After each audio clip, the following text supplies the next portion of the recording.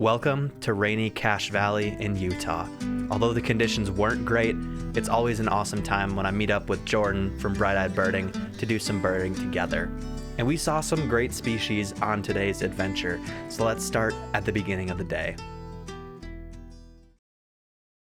The first goal of the day was trying to find a sharp-tailed grouse lek. This would be a lifer for me. On the drive up, the rain was constant, and before seeing any grouse lekking, we saw the short-eared owl flying through the misty clouds above. This was just a beautiful moment. This is just from my phone, too.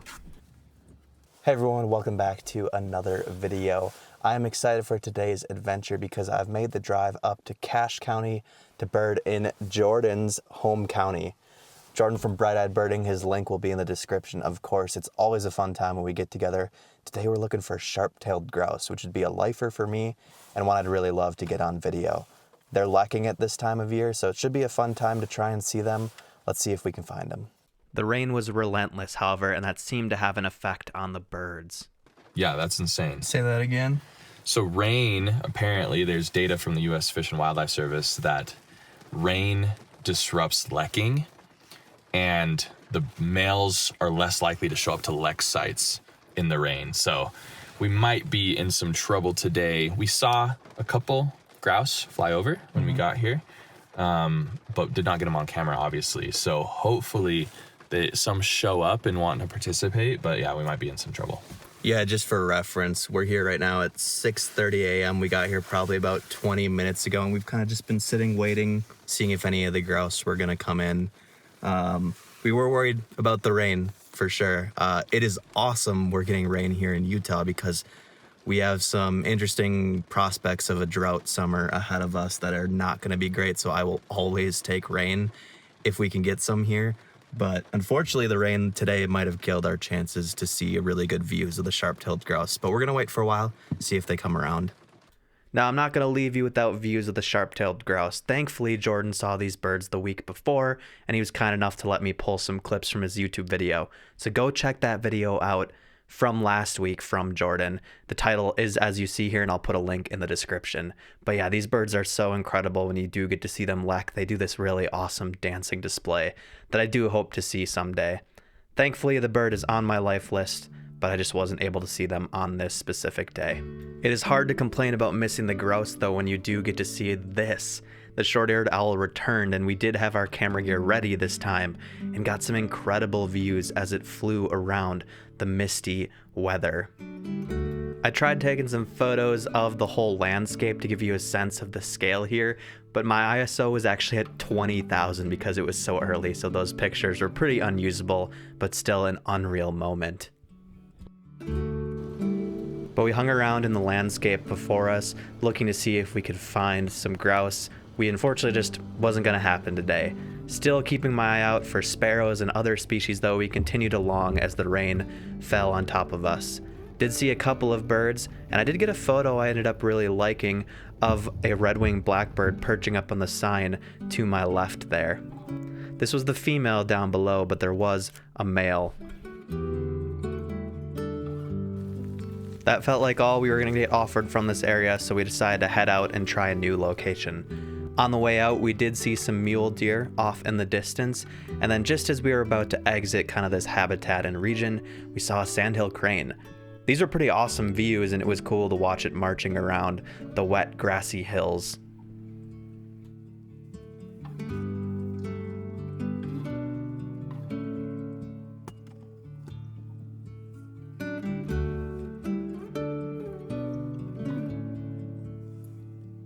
All right, we ended up giving up on the sharp-tailed grouse and we drove out of there. Those, unfortunately, they did not seem like they were gonna lek that day due to the weather. We're now at Amalga Barrens. Jordan is starting to take me on the little Cache County, Cache Valley tour now, and we're just looking at some ducks and some like sparrows and stuff out here through the windows. Looking very much like it's gonna be a car birding day. I think the rain's gonna be relentless, unfortunately, but we're still getting some good looks at some species. I'm going to try and record as many as we can from the car window, and if we see a bunch at once, we'll get out, brave the rain for a bit, and show you what we're looking at. Amalga Barrens did seem to have a little bit more to offer us. My first of the year yellow-headed blackbird was the first bird I got on camera. These birds were noisy, as they usually are, and they were around throughout a lot of the day. An American coot stood on the riverbank watching along, and then there was a flock of American pipit that came through.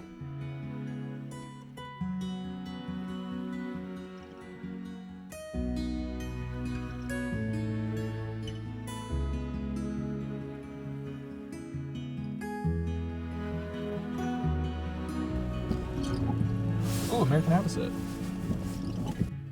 Like Jordan said, there was an American avocet foraging out in the little, stream river, not sure what you call this, but cool bird to add to our day list for sure. After the good views of the avocet though, we saw more blackbird and then had some of the cooler moments of the day overall. We had a ton of different raptors, most of them being Swainson's hawk. Out on farm equipment, near us on posts and fences, I was able to get a good handful of photos that I was really pleased with of these birds. Now they're not perfect because we're dealing a little bit of rain, but even though the conditions are not in our favor, and maybe they're not as tack sharp as I'd like the photos to be, it's still really cool to kind of capture the rainy landscape and get a different type of photo. Transitioning locations again, we're now at the Logan City polishing ponds, looking for some shorebirds and gulls. We actually ran into our friend Daxton here.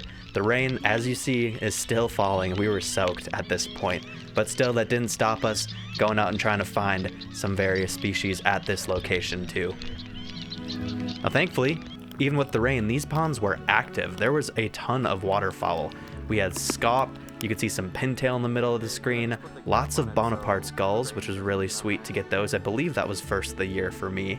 And we had a couple different shorebirds too, including this lesser yellowlegs. But the most exciting bird of the day, at least the most exciting shorebird, was this one on the left here. Among some semi-palmated plovers, we found a sanderling. Now, sanderling aren't incredibly rare in Utah because you can find them out in the Great Salt Lake, but for Cache County, this is a great find. They are not common out there.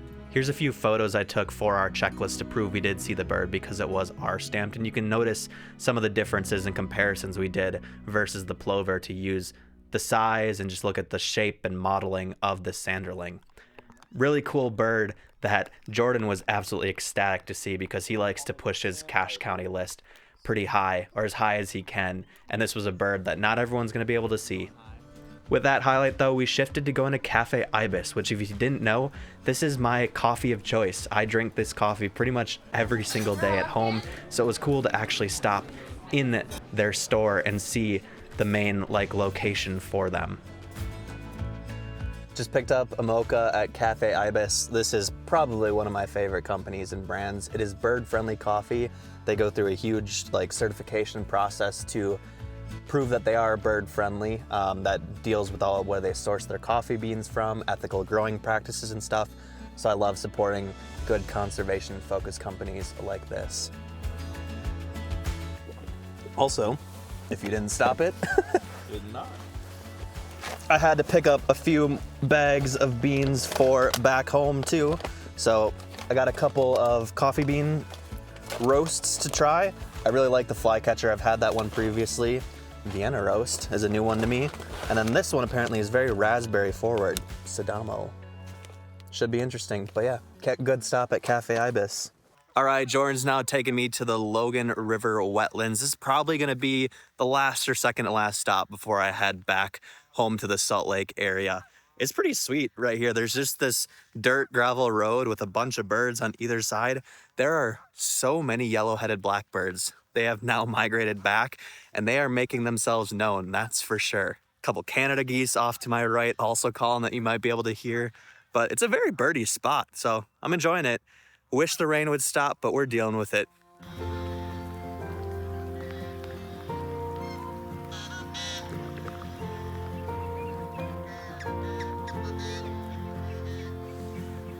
Even though they're noisy, I still love these yellow-headed blackbirds. They looked really cool in the rainy, gloomy day with that bright pop of yellow. Splaying. There's a lot of other cool birds out too, like these ruddy duck doing their display.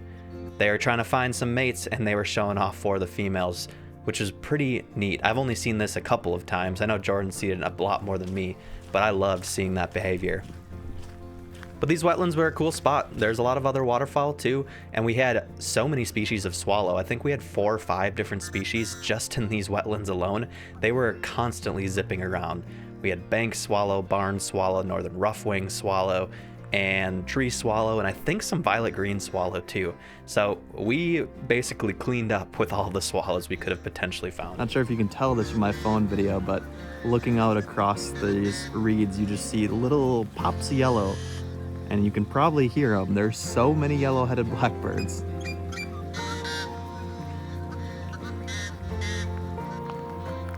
But as we finished out the day with one more yellow-headed blackbird, Jordan and I wrapped up at his local patch. We went to First Dam.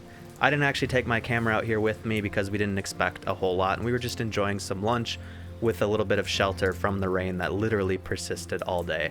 If you want to see what we found here, I'll put the eBird day list in the description. Well, this rainy birding adventure is coming to an end. Awesome time exploring Cache Valley, even if it wasn't the ideal conditions. Thank you as always for watching my videos. I will see you in the next one. Happy birding.